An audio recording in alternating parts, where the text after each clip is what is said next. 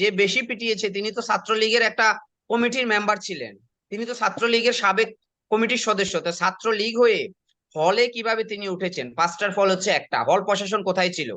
যারা আওয়ামী লীগকে পুনর্বাসিত করতে চাচ্ছে, ছাত্রলীগরা আবার পুনর্বাসিত করতে চাচ্ছে, তাদেরই একটা অংশ হয়তো ছাত্র রাজনীতি নিষিদ্ধ বলে বা প্রত্যেকটা ছাত্র সংগঠনকে ক্যাম্পাস থেকে দূরে রেখে তারা আবার আস্তে আস্তে ছাত্রলীগকে প্রতিটা ক্যাম্পাস গুলোতে জায়গা করে দিতে চাচ্ছে। এটাও একটা এজেন্ডা হতে পারে।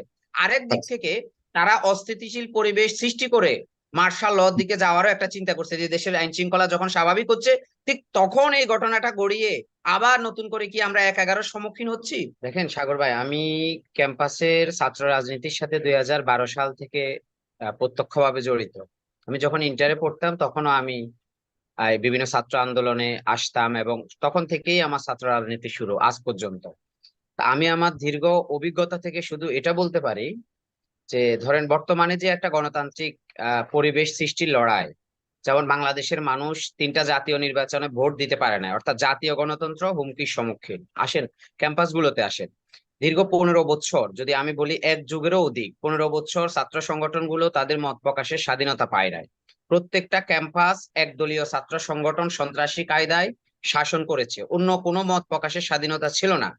তো একটা গণতান্ত্রিক দেশে ছাত্র সংগঠন তার মত প্রকাশের স্বাধীনতা থাকবে, এটাকে আমি সেলুট জানাই, সম্মান জানাই।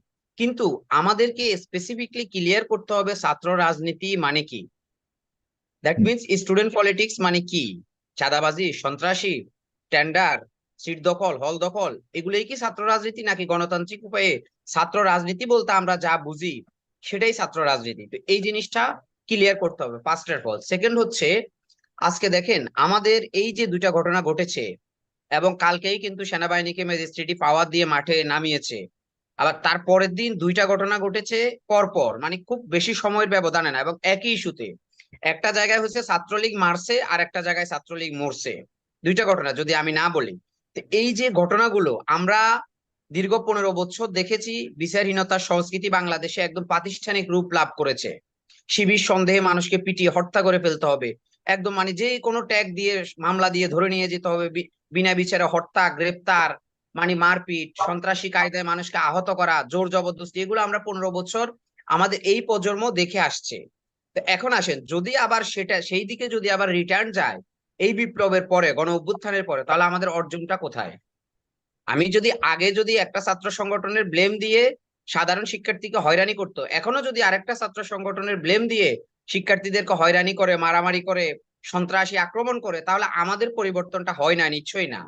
তো এই জায়গায় আমি বলবো, দেখুন আজকে আমাদের এত বড় বিপ্লব, যেখানে সারা বাংলাদেশের প্রত্যেকটা ক্যাম্পাসে সাধারণ শিক্ষার্থীরা জড়িত, এই যে গণ অভ্যুত্থানটা হয়েছে ছাত্র এবং জনতার এই মানে ব্যানারে, তো সেখানে আপনি দেখেন যে কিছু সংখ্যক গুটি কয়েকজন সমন্বয়ক বিভিন্ন জায়গায় গিয়ে বক্তব্য দিচ্ছে, এবং বিভিন্ন জায়গায় তাদের বক্তব্যের কারণেই কিন্তু হয়তোবা ছাত্রলীগ আবার পুনর্বাসিত হচ্ছে। আজকে দেখেন যে হলে যে ঘটনাটা ঘটেছে, সে ছাত্রলীগের কিন্তু সে সমন্বয়ক ছিলেন বা সমন্বয়ক দাবি করেছিলেন নিজেকে। এরকম আমি বলবো বাংলাদেশের বিভিন্ন জেলায় আজকে ছাত্রলীগ সমন্বয়ক ছাত্রলীগের দাবি করছে। সমন্বয়ক বলতে কোন সমন্বয়ক? এই আন্দোলনের সমন্বয়ক? হ্যাঁ, এই সমন্বয়ক বলতে তো অবশ্যই আন্দোলনের সমন্বয়ক বুঝাচ্ছি আমি। তো তো বিভিন্ন ছাত্রলীগের জায়গায় সমন্বয়ক কি করে? ছাত্রলীগ ছাত্রলীগ সমন্বয়ক পরিচয় দিচ্ছে, এই স্পেসটা কে আচ্ছা, দিয়েছে তাদের? আমি যদি বলি মানে আমাদের যে প্রথম যে যে দুইজন, যে আমি বলি, হত্যাকাণ্ড ঘটিয়েছে, আমার জানতে হবে, একটু কনফিউশন দূর করতে হবে, কারণ আপনার কাছ থেকে যেহেতু এটা আসছে, আপনি একটু স্পষ্ট করবেন আমাদেরকে, যার বিরুদ্ধে অভিযোগ এসছে যে মেরেছে, অনেকেই তো এখানে হত্যাকাণ্ডে জড়িত ছিল, ঢাকা বিশ্ববিদ্যালয়ে যে যুবকটাকে হত্যা করেছে, তার আসল পরিচয় কি? মানে আসল রাজনৈতিক পরিচয় পরিচয় যদি বের দেন। হয়েছে। তিনি তো যে যে বেশি পিটিয়েছে তিনি তো ছাত্রলীগের একটা কমিটির মেম্বার ছিলেন, তিনি তো ছাত্রলীগের সাবেক কমিটির সদস্য। তো ছাত্রলীগ হয়ে হলে কিভাবে তিনি উঠেছেন? পাঁচটার ফল হচ্ছে একটা, হল প্রশাসন কোথায় ছিল? আমি স্টুডেন্টদেরকে দোষ দিব না, যদি প্রত্যেকটা হল যদি হল প্রশাসন যদি চালায়, এখন তো কোনো ছাত্র সংগঠন নাই, কোনো স্টুডেন্ট নেতৃত্ব নাই, তাহলে এখন হলগুলো কাদের দখলে, কারাই স্টুডেন্টদেরকে উঠিয়েছে?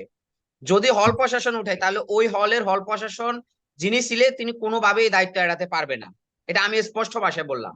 এবং হলে যে গেস্ট রুম, গণরুম এখন পর্যন্ত আছে, এখানে কি বিশ্ববিদ্যালয়ের প্রক্টর, হল প্রশাসন, আজকে বিশ্ববিদ্যালয় খুলছে কবে, আজকে কতদিন হয়েছে? যে এই বিষয়গুলোকে তারা তো দায়িত্বের জায়গা থেকে এড়াতে পারবে না। যেমনি ভাবে যে শিক্ষার্থীরা ঘটনা ঘটিয়েছে, কিন্তু তারা যে এরকম একটা ঘটনা ঘটেছে, এই ঘটনাটা সন্ধ্যা থেকে কেন হল প্রশাসনের নজরদারিতে আসে নাই? প্রক্টর তখন কোথায় ছিলেন? তিনি কেন বিষয়টা জানেন না? এরকম একটা ঘটনা ঘটবে, বিশ্ববিদ্যালয় প্রশাসন জানবে না? এটা এটা হতে পারে না সাগর ভাই। তো এই জন্য আমি বলছি এটার পিছনে আমি একটা ষড়যন্ত্র দেখতেছি। এই দুটা ঘটনাকে আমি বিচ্ছিন্ন ঘটনা বলবো না। এটা এটা বা উদ্দেশ্য প্রণোদিত হতে পারে, সেটা হয়তো তদন্ত বেরিয়ে আসবে, আমি যতটুকু জানি। আমি কি শুধু এটা ধরনের বলবো, উদ্দেশ্য কারা ঘটাতে পারে, কি কারণে ঘটাতে পারে, সেটা আপনি আপনার কাছ থেকে একটু জানতে চাই। আপনি যে শতভাগ সঠিক বলবেন তাও না, কিন্তু আপনার আন্দাজটা কি, আপনার কাছে কি মনে হচ্ছে? ধরেন দেখেন, আমার আন্দাজটা হচ্ছে যারা আওয়ামী লীগকে পুনর্বাসিত করতে চাচ্ছে, ছাত্রলীগরা আবার পুনর্বাসিত করতে চাচ্ছে, তাদেরই একটা অংশ হয়তো ছাত্র রাজনীতি নিষিদ্ধ বলে বা প্রত্যেকটা ছাত্র সংগঠনকে ক্যাম্পাস থেকে দূরে রেখে তারা আবার আস্তে আস্তে ছাত্রলীগকে প্রতিটা ক্যাম্পাস গুলোতে জায়গা করে দিতে চাচ্ছে। এটাও একটা এজেন্ডা হতে পারে। আরেক দিক আচ্ছা, থেকে তারা অস্থিতিশীল পরিবেশ সৃষ্টি করে মার্শাল লর দিকে যাওয়ারও একটা চিন্তা করছে, যে দেশের আইন শৃঙ্খলা যখন স্বাভাবিক হচ্ছে ঠিক তখন এই ঘটনাটা গড়িয়ে আবার নতুন করে কি আমরা ১-১১ সম্মুখীন হচ্ছি? সেটাও আমাদের এখন সময়ের একটা ভেবে দেখার বিষয়, যে শান্ত পরিবেশকে তারাও শান্ত করছে। এই দুটা ঘটনাকে বিচ্ছিন্ন ঘটনা না ধরে চুলচেরা বিশ্লেষণ করতে হবে। তা না হলে আগামীতে এই ধরনের ঘটনা আরো ঘটবে, আইন শৃঙ্খলা আরো অবনতি হবে। তো এটা কারা ঘটাচ্ছে, কেন ঘটাচ্ছে, একদম জাতির সামনে তদন্ত কমিটি একদম রিপোর্ট পেশ করতে হবে।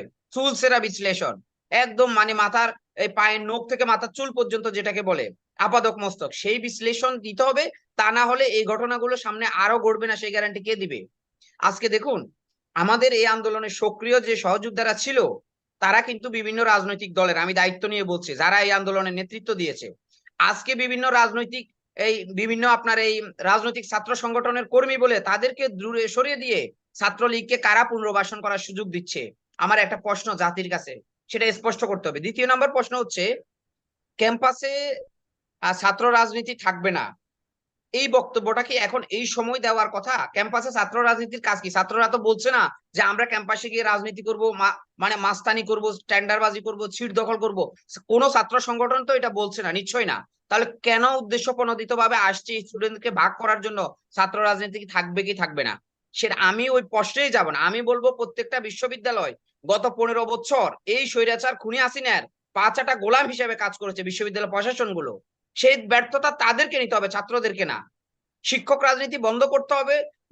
বিসি প্রক্টর থেকে শুরু করে হলের যে আপনার প্রশাসন, প্রত্যেকটা জায়গায় একদলীয়করণ করা হয়েছে।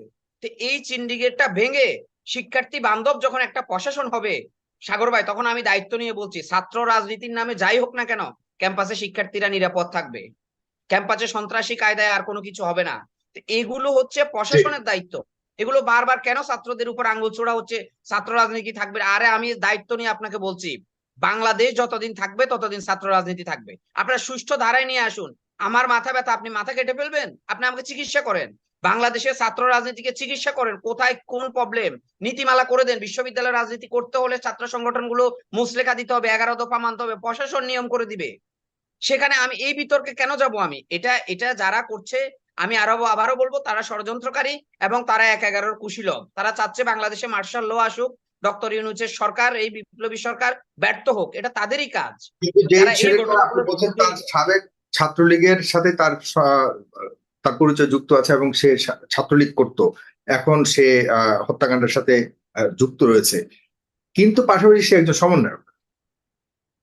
সে তো আমি তো এটাই তো বললাম, যে অনেকেই নিজেকে সমন্বয়ক দাবি করছে। এই তো স্পেসটা দাবি কারা করেন, আমি দিচ্ছে? এখানে স্পষ্ট চাই, সে কি তালিকাভুক্ত সমন্বয়ক নাকি দাবি করা সমন্বয়ক, কোনটা? না না না, তালিকাভুক্ত সমন্বয়ক না। আমি বললাম যে আমাদের আমাদের কোনো জেলা কমিটি হয় না সমন্বয়কদের। তো যারা যারা এখন জেলায় নিজেকে সমন্বয়ক দাবি করছে, সাধারণ শিক্ষার্থী হয়তো, আমি কি তাদেরকে ধরে রাখতে পারবো? আপনি ধরে রাখতে পারবেন? এটা তো একটা গণ অভ্যুত্থান, এটা কিন্তু তো যে একটা মাস তালিকাটি মুভমেন্ট। বের হচ্ছে সমন্বয়কদের, সেখানে তার নাম আছে কিনা আমি পরে কিন্তু যাচাই করবো। আপনি কিন্তু হয়তো আপনি বলতে পারেন না যে না, পরিচয় গুলো ঢুকেছে, কিন্তু যে তালিকাটা অফিসিয়ালি বৈষম্য বিরোধী ছাত্র আন্দোলনের নেতারা বের করেছিল যে এই হলো আমাদের তালিকা, এরা হলো সমন্বয়ক, সেখানে কি এই ঢাকা বিশ্ববিদ্যালয়ের যে খুনের সাথে জড়িত, যাকে নিয়ে কথা বলছেন আপনি, প্রধান অভিযুক্ত, সে কি সমন্বয়ক তালিকাতে সেখানে কি অন্তর্ভুক্ত ছিল কিনা তার?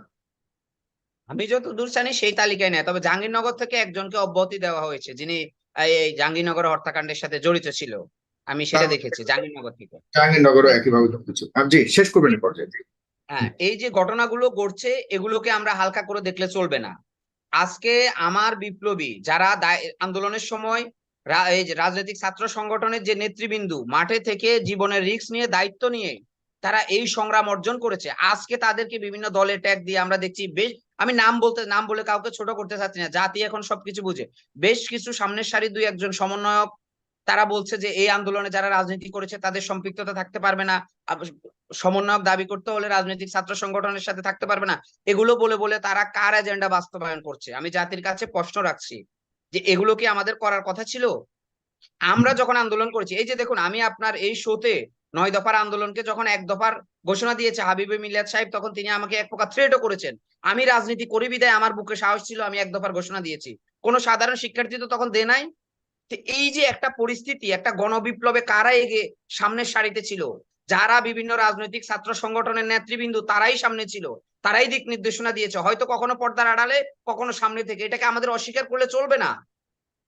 এটাকে অস্বীকার করে আমরা ওই সময় পুনর্বাসন করার চেষ্টা ওই করছি। সময় অনেকে বলছিল শুধুমাত্র ওই কোটা পর্যন্তই দাবি থাকবে, এরপর কিন্তু আপনি বলেছেন সেটির সুযোগ নেই, এটি এখন 1 দফার দিকে চলে যাচ্ছে, এরকম বারবার বলেছেন আপনি টক শোতে। ঠিক আছে, এখন কথা হলো এই আপনাদের অর্জিত এই নতুন স্বাধীনতার এই সময়ে এই সুযোগে অন্যরা যে যে কর্মকাণ্ড করছেন, আপনি বলছেন যে তাদের ষড়যন্ত্রকারী বা তারা নস্যাৎ করতে চায় আপনাদের এই অর্জনকে, এগুলিকে আপনারা কতটা আসলে নিয়ন্ত্রণ করতে পারছেন? যে এখন বড় প্রশ্ন,